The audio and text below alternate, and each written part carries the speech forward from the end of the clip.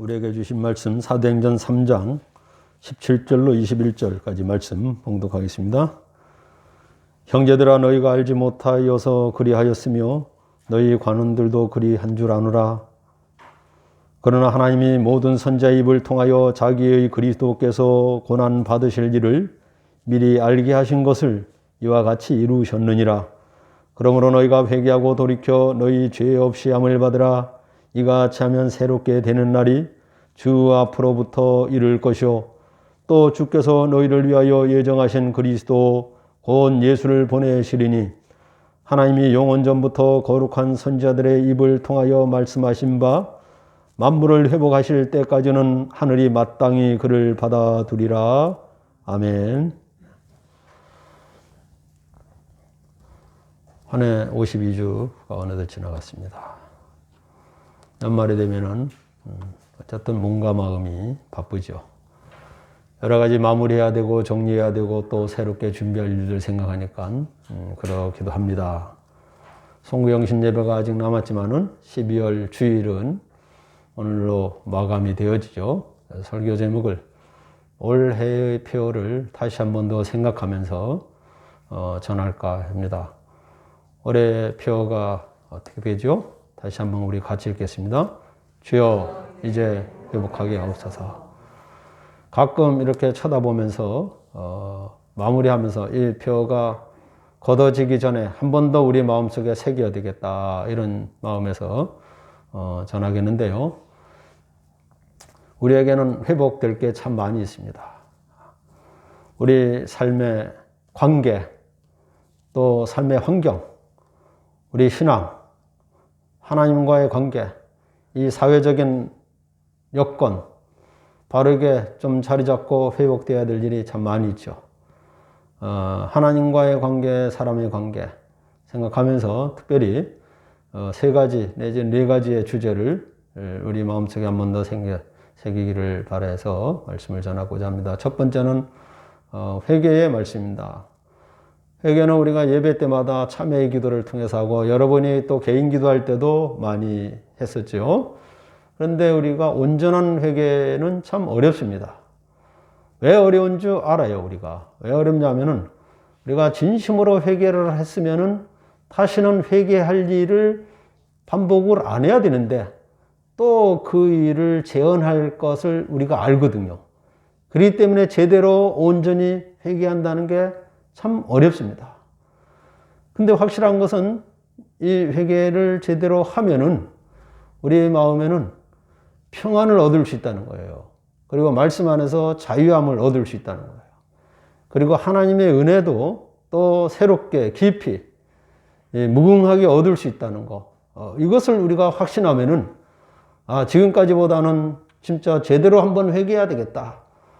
이 마음을 우리가 가질 수 있습니다.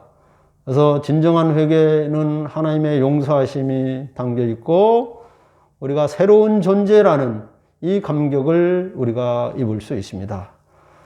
이 용서와 평안은 세상에 주는 평안이 아니라 하나님이 주시는 평안을 우리가 믿음 생활 수십 년 하면서 얼마나 느껴봤냐 한번 돌아볼 필요가 있어요. 우리가 이 회개하면 좋은 걸 알면서도 우리에게 아직도 익숙하고 편하고 좀 내가 좋아하는 것들 이것을 못한다는 생각 때문에 진짜 회개해야 되겠다 이 마음이 잘 안 일어난단 말이에요.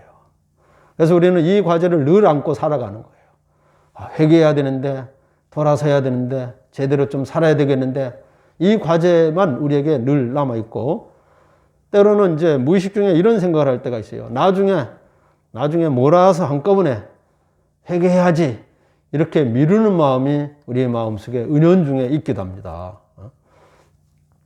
그러나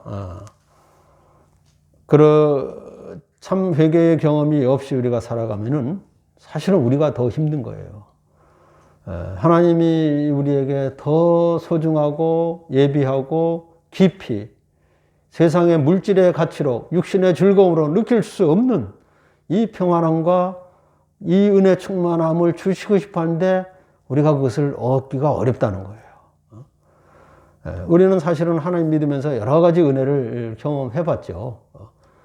경험해 봤는데 그것이 계속 우리 마음속에 이렇게 내재되어지고 쌓여지고 우리 삶과 영혼 속에 이게 잘 자리 잡아 있으면 좋은데 그 은혜를 안고 또 그 위에 또 새로운 은혜를 우리가 입을 수 있는데 물에 쓸려가듯이 또 세상 일에 익숙하게 하다 보니까 예전에 주셨던 은혜, 예전에 가지고 있던 믿음이 또 이렇게 시들해지고 이렇게 말라버릴 수가 있다는 거예요. 근데 이것을 우리는 스스로 이 발견을 못할 수가 있어요. 그냥 기억만 남아있어요. 아, 예전에 내가 이렇게 믿음 생활 열심히 했지. 이렇게 은혜를 입었지. 예, 그것이 지금도 당연히 나에게 남아있는 것으로 이 착각이 된다는 거예요.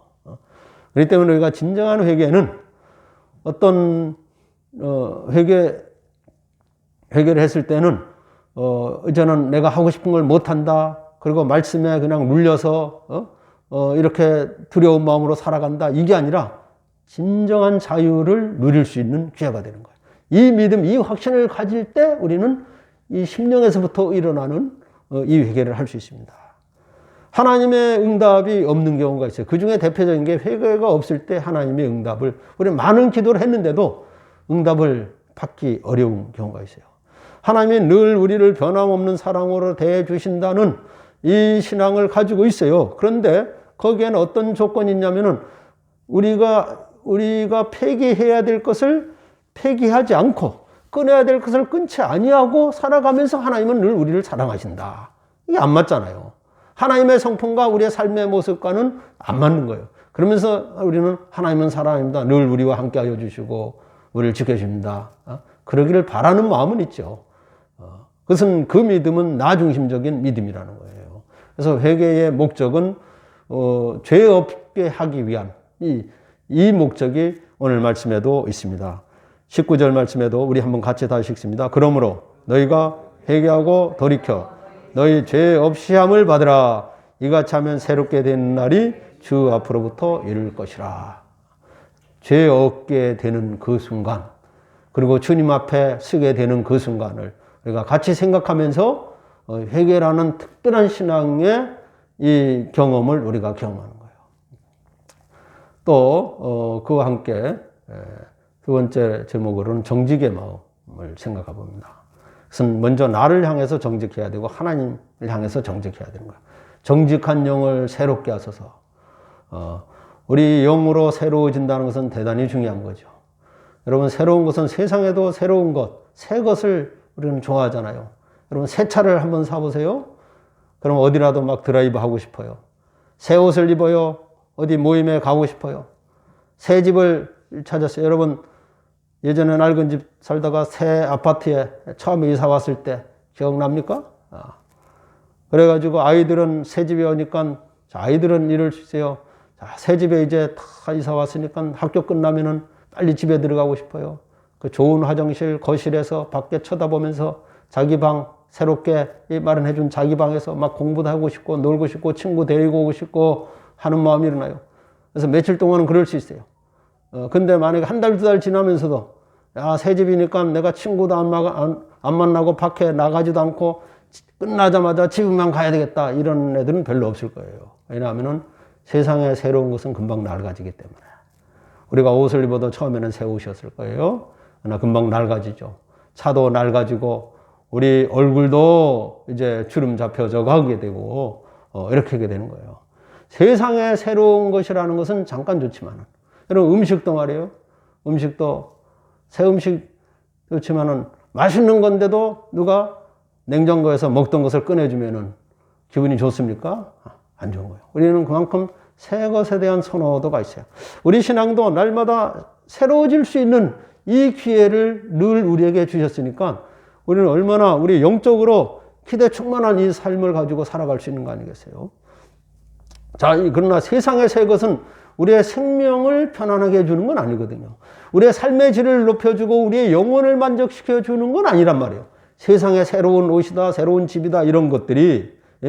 중요한 것은 우리는 그리스도 안에서 변화된 자요, 거듭난 자잖아요. 사람은 본능이라는 게 있어요. 본능이라는 게 있으면은 본능대로 살면은 망하죠.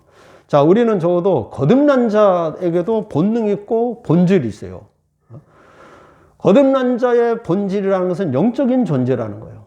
본능적으로 부모가 자녀를 위해서 희생하고 수고하고 좋은 걸 해주고 싶고 세상에서 잘나게 가르쳐주고 싶고 어떤 희생을 하면서도 그러고 싶어요. 근데 우리가 적어도 거듭난 자로서 자녀를 향할 때는 세상적으로 어려운 것을 잘 극복해서 세상에서 자기 살만한 삶을 찾아나가는 것보다 더 중요한 것은 저들의 영혼이, 저들의 인생이 하나님과 끊어졌는지, 믿음이 있는지, 저들의 생명이 내가 세상을 떠나더라도 내가 그들과 이제 관여하지 않아도 그들 스스로 하나님을 믿고 이 믿음의 생활을 이어갈 수 있을는지, 이게 적어도 거듭난 자로서의 그 본질의 가장 중요한 부분이라는 말이죠. 왜냐하면 육체적으로, 물질적으로, 세상적으로 사는 그것을 우선 두지 않기 때문에 우리에게는 영적인 만족이 우리 내면에는 항상 중요하게 마음속에 자리 잡고 있기 때문에 당연한 것입니다. 우리는 하나님 앞에 정직하고 새로워지는 존재, 그것이 바로 영적인 존재로서 살아가는 것이며 우리는 하나님의 마음을 생각하고 살아가는 거예요. 영적인 존재라는 것은 하나님의 마음을 생각하고 하나님 내가 살아가는 것이 나만 기쁘냐? 내가 기뻐하는 걸 보면서 하나님도 기뻐하실 거냐? 그래서 어제 말씀드린 것처럼 하나님 앞에 영광 드리고 하나님 앞에 영광을 영화로움을 올려드리고서야 우리는 평안할 수가 있는 거예요. 그렇지 않으면 우리는 진정한 평안도 없고 복도 없고 행복도 없는 그런 삶이 되는 겁니다. 우리 자신에게 한 번 더 물어봐야 되겠습니다. 우리는 하나님이 주시는 평안을 더 우선 여기고 있느냐? 세상의 복을 더 우선 여기고 있느냐? 이제 우리가 믿음 생활하면서 확실하게 정해놓고 살아갈 것은 앞으로 이제 남은 삶을 한 번 더 생각합니다. 우리에게 무엇이 있고 없고는 그 다음 삶이에요. 하나님이 주시는 은총과 행복을 우선 여기는 그런 저와 여러분이 될 수 있기를 바랍니다. 정직하다는 것은 단지 거짓말을 안 하는 정도가 아니라 나의 본 마음이 하나님이 원하시는 가식이었고 처음 주신 순수한 마음, 세상적이고 인간적인 것에 덮이지 않은 오리지널의 이 성품, 이것을 회복하는 이 영적인 경험이고 고백입니다. 우리가 어떤 잘못을 했어요. 차를 타고 가다가 어디에 슬쩍 남의 차를 부딪혔다. 자기도 모르게 본능적으로 누가 보냐 안 보냐를 쳐다보게 돼요. 근데 요즘은 뭐 CCTV도 있고 블랙박스도 있으니까 당연히 다 드러나지만 자기도 모르는 가운데 봤느냐 안 봤느냐. 근데 자기가 잘못을 해가지고 그냥 안 봤다 해가지고 은폐해버리면은 나중에 누가 조사해가지고 발견되어지면은 이거는 이제 죄가 더 크죠. 뺑소니가 되어주기 때문에. 근데 내가 시인해가지고 주인을 부르거나 경찰서에 이야기하면은 처벌이 약해지죠. 똑같이 자백을 했지만은 어쩔 수 없는 그 상황에서 자백을 하면은 가중처벌이 되는 거예요. 근데 내가 시인하고 자백하면은 하나님 앞에 하나님이 나에게 죄에 대해서 지적하며 윽박질러 가지고 어쩔 수 없이 내가 회개했을 때 어쩔 수 없이 회개는 회개도 안 해요. 어쩔 수 없이 이 죄값을 내가 치러야 될 상황까지 갔을 때는 너무 늦어버린다는 얘기죠. 그래서 우리에게는 다 때가 있다는 거예요. 정직한 마음을, 신실한 신앙을 회개하는 것도 또 열심을 내는 것도 우리에게 주신 삶의 때가 있고 이 때를 우리가 잘 살려야 된다는 거죠. 우리에게 한 번 지나가 버린 과거는 절대로 돌아오지 않죠. 그러나 미래는 죽기 전에 반드시 우리 앞에 오게 됩니다. 그래서 우리는 돌아오지 않을 과거에 연연해서 살 것이 아니라 반드시 올 미래를 생각하며 현재를 살아가는 거예요. 그 현재의 열심이 하나님 앞에, 하나님도 우리를 향해서 얼마나 우리를 사랑하시고 구원하시기 위한 열심을 주셨습니까? 우리가 하나님 말씀을 들었어도 바로 하나님 앞에 오지 않았잖아요. 하나님 말씀을 듣고 전도를 받았지만 끊임없이 그것을 거부하려고 그러고 세상을 향하여 치닫고 나갔을 때 또 다른 방법을 또 누구를 통해서 어떤 사건을 통해서 우리의 마음에 감동을 주시면서 하나님의 열심, 사랑과 구원의 열심을 통해서 우리 마음의 신앙 고백을 받아내시지 않았습니까? 하나님의 열심 앞에 우리도 우리 신앙의 열심이 함께 담겨져야 되겠죠. 얼마 전에 굿TV라는 기독교 방송을 잠깐 보다가 대중문화 비평의 그 프로그램이 있더라고요. 근데 거기에서 한국 유명한 가수단을 소개해요. BTS라고 여러분 아시죠? 그러면서 이 사람이 말하기를 세계적으로 BTS에 제일 잘 모르는 사람은 한국의 기성세대다. 세계 모든 사람이 너무 잘 알고 있는데 한국 기성세대만 잘 모른다고 이야기를 해요. 그래가지고 저도 그 사람들이 가수라는 걸 알고 여러 명이 춤추고 노래 부르는 건 아는데 어떤 노래를 부르는지는 잘 몰라요. 그래서 유튜브에서 한번 쳐봤어요. 유튜브에 치려고 B를 딱 치니까 그냥 바로 나오는 거예요. B만 쳐도 BTS가 딱 나오더라고요. 그러면서 그들이 공연한 게 나와요. 아마 미국인지 서양 어딘데 운동장에서 공연하는데 무슨 노래를 부르냐면 아리랑 노래를 부르더라고요. 아리랑 노래. 아리랑 노래를 이렇게 부르는데 그럼 그 사람들이 아리랑 노래를 뭐 가끔 들어봤겠지만 잘 모르잖아요. 우리나라 민요인데. 아리랑 노래를 이렇게 막 부르고 나는데 거기에 있는 서양 여자 한 분 관객이 눈물을 흘리는 거예요. 우리나라 민요를 부르면서 우리나라도 그렇게 감동스럽게 보거나 눈물 흘리는 사람은 별로 없잖아요. 근데 서양 관객 여성이 눈물을 흘리는 거예요. 근데 기자가 인터뷰를 했어요. 인터뷰를 했는데 왜 그렇게 감동스럽습니까? 눈물을 흘립니까? 물어보니까 이 사람이 말하기를 저 가수들의 그 열정적으로 노래 부르는 걸 보면서 내가 지금까지 살아가면서 저들만큼의 열정을 가진 적이 있었냐, 이것이 생각되어지는 거예요. 내가 살아가면서 저 노래를 이 무대에서 부르기 얼마나 열정적으로 연습했으며 그 혼과 마음을 다 송두리째 뺏어가는 듯한 그 열정적인 노래, 무대를 완전히 흔드는 걸 보면서 그래서 감동을 했다는 거예요. 그 매력, 그 열정이라는 게 어떤 형태라도 그 가사를 잘 모르더라도 전달이 되어진다는 거예요. 우리에게는 어떤 일에 열정을 쏟아봤습니까? 우리가 모든 일에 다 열정 가질 수는 없을 거예요. 그러나 어떤 일에도 열정을 담은 일이 없다. 그러면 우리는 식은 밥이 아니라 식은 인생으로 살아가는 거예요. 싸늘하게 식은 그런 인생으로 살아간다. 차지도 뜨겁지도 않은 어디 가서 환영받겠습니까? 하나님 앞에 책망받은 라오디게아 생각만 나는 거죠.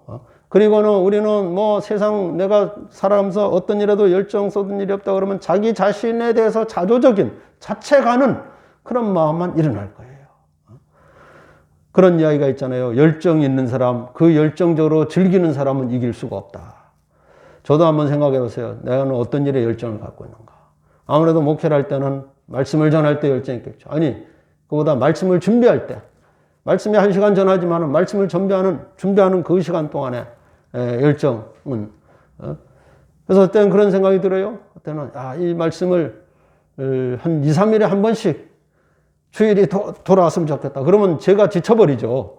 제가 뭐 머리털이 뒤에 있는 것까지 더 빠질지 모르죠. 이틀에 한 번씩 말씀을 그렇게 준비해 전하면 그러나 그런 마음으로 우리가 평일날 낮에는 못 모이더라도 저녁에라도 만약에 모여서 뭐 1년 내 부흥회는 아니지만은 2, 3일에 한 번이라도 그 하나님의 말씀을 나에게 주시는 하나님의 사랑의 열정, 예수 그리스도의 이 땅에 오시고 죽기까지 그 모두 보여주시는 이 사랑의 자신을 내어주시는 주님의 열정적인 공생애를 우리 마음속에 덧입는다면, 우리 마음속에 영혼 속에 이 심어진다면 우리의 삶은 세상에 저는 뭐 없어도 좋아요. 세상 일이 잘 안 돼도 좋아요.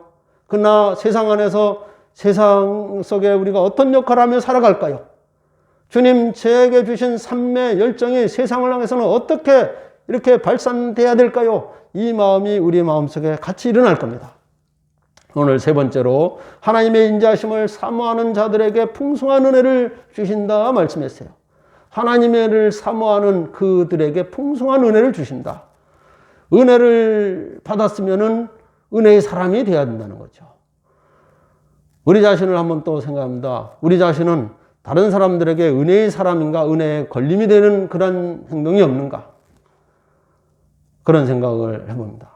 혹시 어떤 사람이 교회에 가는데 누굴 보면서 신앙의 도전도 받고 감동 감화도 받고 신앙의 본을 보면서 나도 저렇게 저 사람처럼 믿음 생활해야지 하는 대상이 있는가 하면은 저 사람이 내가 처음에 교회 갔을 때는 믿음이 좋은 줄 알았던데 나중에 보니까 영 본이 안 되는 사람 같아. 겪어보니까 실망이 많아. 그래가지고 그들에게 열심히 잘하려는 그 믿음에 걸림이 되어지는 존재가 되어진다면은 우리는 그들을 실족시킨 거와 마찬가지예요. 실족시킨 존재가 되어버리는 거예요. 우리 자신에게 본이 되는 삶, 아니면 걸림이 되는 삶, 뭐 있으나마나한 삶, 장점도 단점도 다 같이 그냥 어울려서 섞여 보이는 삶, 여러 가지가 있을 수 있을 거예요. 제가 우리 많은 교인들 중에 분명히 이런 경우가 있어요. 본이 되는 삶이 있는가 하면 걸림이 되는, 은혜가 별로 안 되는 그런 삶. 왜냐하면 제가 목회를 하면서도 목사님 중에도 그런 경우가 있어요. 30여 년 하고도 열심히 하다 마지막에 별로 은혜를 안 끼치고 본이 안 되는, 열심히 그 성도들을 위해서 헌신하고 인생을 바쳤는데 마지막에 뭐 잘못해가지고 성도들이 지금까지 봤던 신앙과 은혜가 그냥 금이 가고 훼손되어지는, 목회자도 그런 경우인데 성도들하고 없겠습니까? 더 있을 수 있는 확률이 높을 수 있는 거예요. 우리가 그것을 생각하면은 우리는 지적하고 책망이 아니라 진짜 우리 예수소망교회 성도들은 한 사람도 나 때문에 신앙에 걸린 사람이 있어서는 안 되겠다. 나 때문에 신앙에 유익이 되고 도움이 되어지고 은혜를 받는 사람들이 모두가 되어질 수 있기를 간절히 바랍니다. 여러분, 예수님이 복음서에서 하신 말씀들 중에 보면은 인자하고 자비롭고 온유하고 부드럽고 이런 말씀이 많습니까? 아주 책망하고 잘못을 지적하고 화할진저 이런 책망하는 말씀이 많았습니까? 성경을 수없이 봤으니까 알죠. 그냥 부드럽게 우리에게 하신 말씀은 별로 없어요. 준엄하게 꾸짖고 책망하고 이런 말씀이 더 많이 있어요. 그 이유는 무엇입니까? 우리로 하여금 그 잘못된 데서 빨리 벗어나기를 바라는 그런 마음인 거예요. 마지막 때의 책망을 받지 않게 하기 위해서라도 주님은 현재적으로 제자들이나 많은 사람들에게 준엄하게 책망하듯이 천국에 대해서 때로는 어려운 이런 존재로 말씀을 하십니다. 그래서 우리 회개라는 것은 그런 이야기 했죠. 회개는 천국에 이르게 하는 황금 열쇠다. 천국에 가는데 우리가 많은 어떤 선을 쌓는 것보다 진정으로 중요한 것은 하나님 앞에 회개하는. 우리 하나님이 우리의 잘못과 우리의 그릇되게 살아온 것을 보면서 뭐라고 말씀하십니까? 이제는 내가 이만큼 참았으니까 너희가 잘못하고 너희가 그렇게 살아가는 대가는 너희가 치르라. 이렇게 우리를 외면치 않으셨어요. 너희가 알아서 마무리하고 책임져라. 이렇게 안 하셨단 말이에요. 이렇게 책임을 우리에게 다 넘겨주시지 않기 위해서 예수님을 보내신 거 아니에요. 나의 갈 길 다 간 후에 은혜의 강가에 도달하는 우리의 인생의 걸음 달려갈 길을 다 간 다음에 하나님이 우리를 맞이하여 주시는 은혜의 강가에 거할 수 있는 우리 모두가 될 수 있길 바랍니다. 21절 말씀을 한 번 더 같이 읽습니다. 21절. 하나님이 영원전부터 거룩한 선지자들의 입을 통하여 말씀하신 바 만물을 회복하실 때까지는 하늘이 마땅히 그를 받아들이라. 우리의 감사와 은혜는 이 세상 여건이나 삶에 잘 되고 안 되거나 물질적인 상황 이런 거에 따르지 않다는 거야. 살아온 날들이 그 모든 살아온 날들이 누적돼 가지고 하나님 앞에 서는 날이 유쾌한 날이 되기를 원하신다고 말씀했어요. 그리고 매 순간순간 살아가면서 언젠가는 결실할 때가 온다는 것을 말씀하여 주셨어요. 그리고 만유를 회복하실 때까지, 오늘 말씀은 만물을 회복하실 때까지 하늘이 마땅히 그를 받아들이라. 이 말씀은 바울과 주석가들의 그 표현을 보면은 에베소 1장에 있는 말씀처럼 다시 말하면은 그리스도의 구속의 사역이 교회뿐 아니라 온 우주에 미치게 되는 그때까지, 구원의 사역이 온 우주에 아직 그 은혜의 울타리 안에 들어오지 않은 백성들, 거기서 이탈돼 가지고 제 갈 길로 가고 있는 잃어버린 어린 양들, 영혼들, 그들에게까지 미치는 그 때를 염두에 두고 이 말씀을 하셨단 말이에요. 그렇기 때문에 우리는 현재나 미래나 예수 그리스도를 피할 수 있는 일은 없어요. 예수님을 피할 수 없다는 것은 우리가 살아온 것이 주님 앞에 밝히 드러난다는 거예요. 그것이 뭔 훗날이라고 느낄지 모르지만은 지금 내가 살아가는 그 모습이 주님 앞에 다 드러난단 말씀이에요. 근데 우리는 주님의 용서와 구원의 역사를 십자가상에서 다 이루셨다고 말씀하시면서 떠나셨잖아요. 근데 우리는 다시 예수님을 끌어내리는 그런 경우가 있어요. 왜냐하면 주님, 제가 아직은 거기까지 못 갔습니다. 아직은 온전히 주님 앞에 설 수 있는 준비가 안 됐습니다. 조금만 기다려 주세요. 조금만 있다가요. 이렇게 말하는 것이 예수님은 완전히 이루신 것을 내가 그것을 지연시키는 그런 일들이 생길 수 있다는 거예요. 여러분, 믿음 생활을 우리가 하면서 믿음 생활을 열심히 하면은 재미가 없다고 느낀 적은 없습니까? 믿음 생활을 너무 열심히 하면은 세상에 좋은 것을 내가 못 취하니까 재미가 없어. 다시 한번 물어요. 세상 사는 재미가 어디에서 찾냐 이거예요. 왜 땅의 것만 통해서 재미를 느끼냐 이거예요. 해마다 우리가 표어를 이렇게 붙였습니다. 표어를 붙이면서 올해부터는 제가 올해 앞으로도 그냥 총회에서 정해진 표어를 그냥 우리 교회 표어로 같이 연결하고자 하는 마음이 있어요. 왜냐하면 이게 다 우리 사회에서 필요한 거고 성경에서 근거한 것이고 우리 신앙에도 유익이 되는 것이기 때문에 나에게 주신 가치로 우리가 받아들이면은 우리는 그 한 해를 보내면서 또 우리 신앙을 좀 더 그 주제에 그 표에 맞춰 집중할 수 있고 나의 부족한 부분을 채워갈 수 있기 때문에 하나님 은혜의 영, 회개의 영이 저에게 임하여 주옵소서. 정직한 마음을 회복할 수 있도록 도와주옵소서. 그만큼 나를 그토록 사랑하여 주셨던 은혜를 입었사오니 은혜의 사람으로 살기에 하여 주옵소서. 사람들이 나를 보면서 조금이라도 은혜를 느낀다면은, 그리고 우리 주님이 주신 소망이 우리에게는 진짜 우리 인생의 소원보다도 더 위에서 우리 주님이 주신 소망을 우리 마음속에 걸머지고 감당하며 살아가고자 하는 마음이 우리에게 뜨겁게 일어난다면은 우리는 또 새로운 기대와 기약 속에서 내년을 맞이할 것이며 한 해를 다시 돌아보면서 미진하고 부족했던 부분을 잘 채워나가서 진짜 은혜의 사람으로서 더 크게 쓰임받는 우리 모든 지체들이 될 수 있기를 기원합니다. 기도하겠습니다.